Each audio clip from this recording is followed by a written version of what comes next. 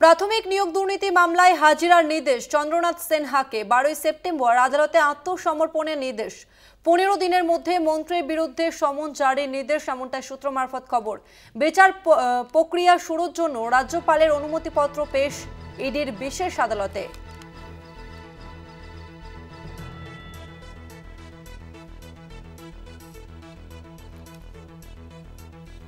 প্রাথমিক নিয়োগ দুর্নীতি মামলায় রাজ্যের মন্ত্রী চন্দ্রনাথ সিনহার বিরুদ্ধে দেওয়া চার্জশিটে অনুমোদন দিলেন রাজ্যপাল সিবি আনন্দ বোস। প্রাথমিক নিয়োগ দুর্নীতি মামলায় হাজিরার নির্দেশ চন্দ্রনাথ সিনহাকে 12 সেপ্টেম্বর আদালতে আত্মসমর্পণের নির্দেশ। 15 দিনের মধ্যে মন্ত্রীর বিরুদ্ধে সমন জারির নির্দেশ এমনটাই সূত্র মারফত খবর পাওয়া যাচ্ছে।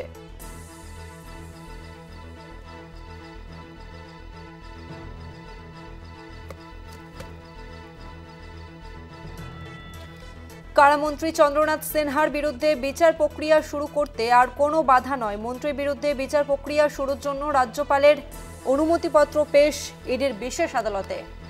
15 দিনের মধ্যে মন্ত্রীর বিরুদ্ধে সমন জারির নির্দেশ এমনটাই সূত্র মারফত খবর। বিচার প্রক্রিয়া শুরুর জন্য রাজ্যপালের অনুমতিপত্র পেশ ইডির বিশেষ আদালতে।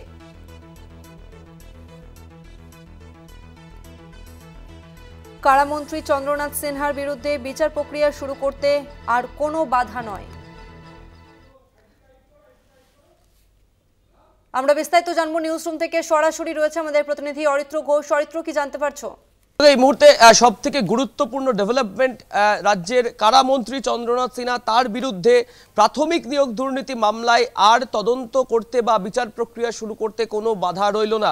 দেখো, আজকে ইডি স্পেশাল কোর্টে এনফোর্সমেন্ট ডিরেক্টরেটের তরফ থেকে রাজ্যপালের যে অনুমতিপত্র ইডির তরফ থেকে রাজ্যপালের কাছে চেয়ে পাঠানো হয়েছিল চন্দ্রনাথ সিনহার বিরুদ্ধে তদন্ত বা বিচার প্রক্রিয়ার ক্ষেত্রে, সেই অনুমতিপত্র পেশ করা হয় ইডি স্পেশাল কোর্টে।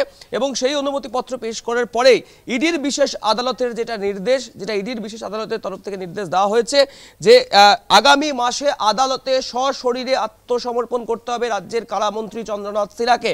আগামী 12 সেপ্টেম্বর মন্ত্রীকে আত্মসমর্পণের নির্দেশ ইডি স্পেশাল কোর্টের। একই সাথে চন্দ্রনাথ সিনহার নামে 15 দিনের মধ্যে সমন জারি করতে হবে। সমন জারি করে তাকে আদালতে সশরীরে হাজিরা দিতে হবে, এমনটাই কিন্তু নির্দেশ দেওয়া হয়েছে ইডি বিশেষ আদালতের তরফ থেকে।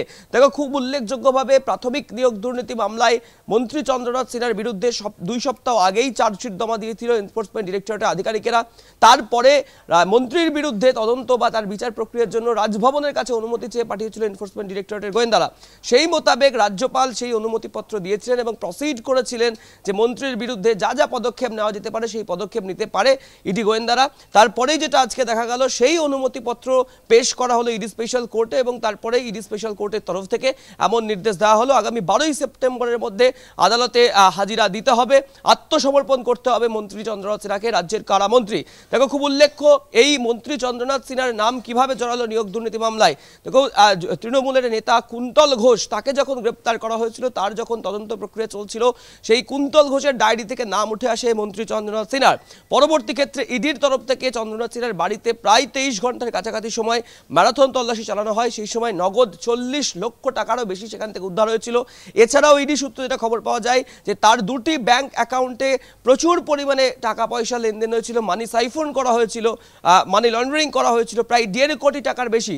সেই টাকাগুলি কোথায় থেকে এসেছিল, কিভাবে সেই টাকা তিনি পেয়েছিলেন, তার কোনো সদুত্তর দিতে পারেননি কারামন্ত্রী চন্দ্রনাথ সিনহা। তারপরেই কিন্তু মন্ত্রীর বিরুদ্ধে তদন্ত শুরু করে এনফোর্সমেন্ট ডিরেক্টরেটের গোয়েন্দারা। একই সাথে ইডি সূত্রে যেটা খবর যে মন্ত্রীর বাড়ি থেকে শুধু নগদ টাকা নয়, বেশ কিছু ক্যান্ডিডেটের নাম, অ্যাডমিট এবং ডায়েরি থেকে বেশ কিছু চাকরি প্রার্থী যারা চাকরির জন্য মন্ত্রীকে টাকা দিয়েছিলেন, যেটা ইডি সূত্রে খবর, সেই বিষয়গুলি উঠে আসে। তারপরেই কিন্তু ইডি করা ব্যবস্থা নেয় মন্ত্রী চন্দ্রনাথ সিনহার বিরুদ্ধে। দেখো, আজকে লেটেস্ট যেটা ডেভেলপমেন্ট, যে আর কোনো রকম বাধা রইল না মন্ত্রী চন্দ্রনাথ সিনহার বিরুদ্ধে বিচার প্রক্রিয়ার ক্ষেত্রে। ইডি স্পেশাল কোর্ট কার্যত স্পষ্ট করে দিল যে আগামী 15 দিনের মধ্যে সমন জারি করতে হবে এবং আগামী মাসে অর্থাৎ সেপ্টেম্বর মাসের 12 সেপ্টেম্বর ইডি স্পেশাল কোর্টে সশরীরে হাজিরা দিয়ে আত্মসমর্পণ করতে হবে মন্ত্রী চন্দ্রনাথ সিনহাকে। ধন্যবাদ তোমাকে অরিত্র।